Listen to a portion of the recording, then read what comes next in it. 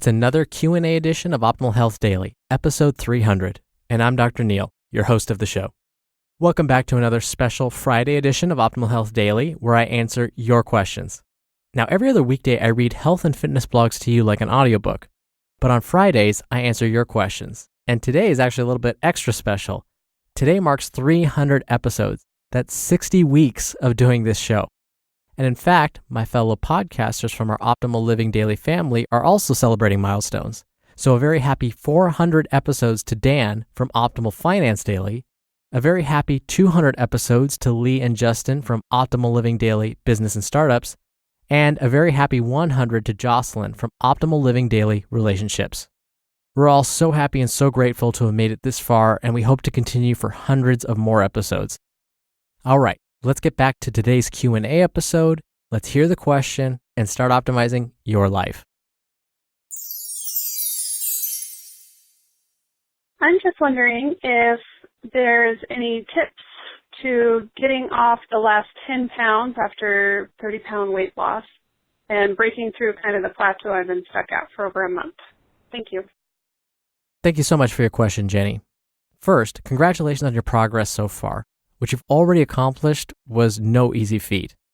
Second, know that in my experience, after helping hundreds of individuals lose weight, one of the biggest challenges is in fact breaking through that plateau. Losing that last few pounds to reach that goal weight can be so frustrating, especially when you've been doing everything right and your body simply stops responding. And what I also like about your question, Jenny, is that it flows nicely with our topics from our episodes this past week. It kind of pulls everything back together. Now, let me explain about what this plateau means. When you reach a plateau with weight loss, there are a couple of things going on. The first is something that surprises most people. When you lose weight, your metabolism slows down. I repeat, because this probably doesn't make intuitive sense. When you lose weight, your metabolism slows down. So remember, the word metabolism is referring to the number of calories you burn in one day. A large portion of those calories you burn every day is due to keeping your organs functioning, to helping you breathe, to powering your brain, digesting, absorbing nutrients, etc. So how is it possible that someone who carries more weight has a higher metabolism? This is because when our bodies are forced to carry more weight, we burn more calories as a result of that. So shouldn't then it be easier for those that are overweight or obese to lose weight? In short, yeah. This is partly why when starting a diet or when trying to lose weight initially, the first few pounds come off relatively easily.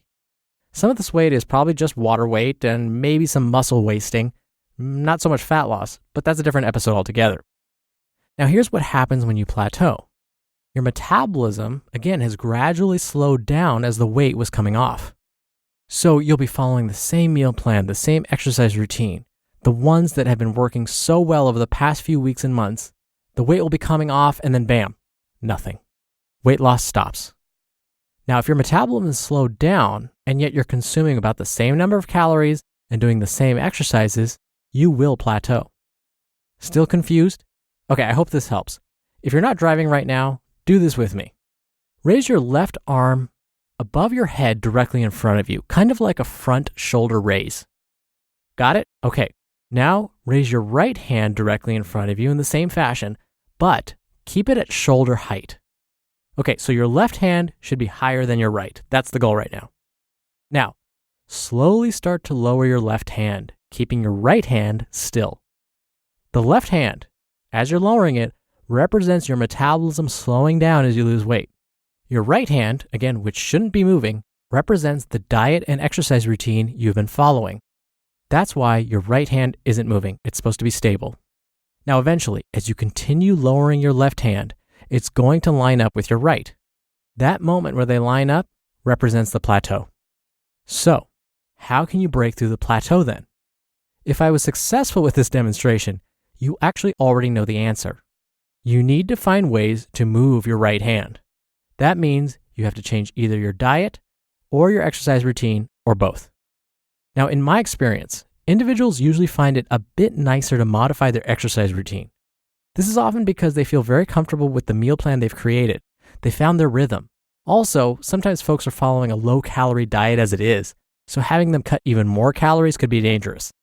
But with exercise, it's not quite as traumatic to mix things up a bit. So that would be my recommendation to you, Jenny. Start changing up your exercise routine. Now, there are many ways to go about this. I'll give you some examples. If you normally just do cardio, add in some resistance training. It could be body weight exercises, lifting actual dumbbells and barbells, using resistance bands, whatever suits you. Now, why would this help? Resistance training is one of the best ways to build muscle quickly, and muscle is very active tissue and helps increase our metabolism by burning calories for us. Now, when it comes to actually doing cardio, if you have been doing the same thing, think about changing the intensity. So if you normally walk for 30 minutes, jog instead. Now, I don't expect you to jog for 30 minutes straight. That would be a lot. Even if you end up jogging for only 5 or 10 minutes and then walk the other 20 minutes, that's fine. So why would this help? Well, by increasing the intensity, you will burn more calories during that 5 or 10 minute jog than you would if you just walked. And we're finding through a lot of good data that by incorporating high intensity activity like this, you not only burn more calories during the workout, but we find there's somewhat of an afterburn effect, which means the body continues to burn more calories, meaning your metabolism actually goes up a little bit after you finish the workout. What a nice added bonus. Now, when it comes to diet, if you feel you can modify your diet and still be consuming at a minimum 1,500 calories each day, then that may help too. But again, don't cut your calories too much because that could be risky and you're going to end up having those cravings and feeling starving like I talked about in yesterday's episode. And as always, be sure your healthcare provider is aware of your diet and weight loss goals. I hope this helps, Jenny. I wish you all the best as you smash through your weight loss plateau. And again, Jenny's going to be entered into a very small raffle every month to win a book from us. And if you want to have a chance to win and have your question answered on the show, come by oldpodcast.com and send in your audio question. You can also call it in. The number is 61 I Love OHD. I can't believe it. That's 300 episodes of Optimal Health Daily in the books. Thank you, as always, for your support, for listening every day, listening all the way through, for sharing this show with someone. I hope you have a wonderful weekend, and I'll be back here on Monday where your optimal life awaits. Hello, Life Optimizer. This is Justin Malik, creator and producer of this show and Optimal Living Daily, the brother podcast of this one. Literally, I'm Dr. Neil's brother. If you like the format of this show, you'll love Optimal Living Daily too, where I also read to you from blogs, but cover other topics like personal development, finance, and minimalism from bloggers like Derek Sivers, The Minimalists, Zen Habits, and many more. So for more amazing content read to you for free, come subscribe to Optimal Living Daily too, and together we'll optimize your life. You've been listening to Optimal Health Daily. Be sure to hit the subscribe button to stay up to date on each new episode, and head to oldpodcast.com. That's oldpodcast.com for a free gift, as well as more actionable tips and resources to help you maximize your potential.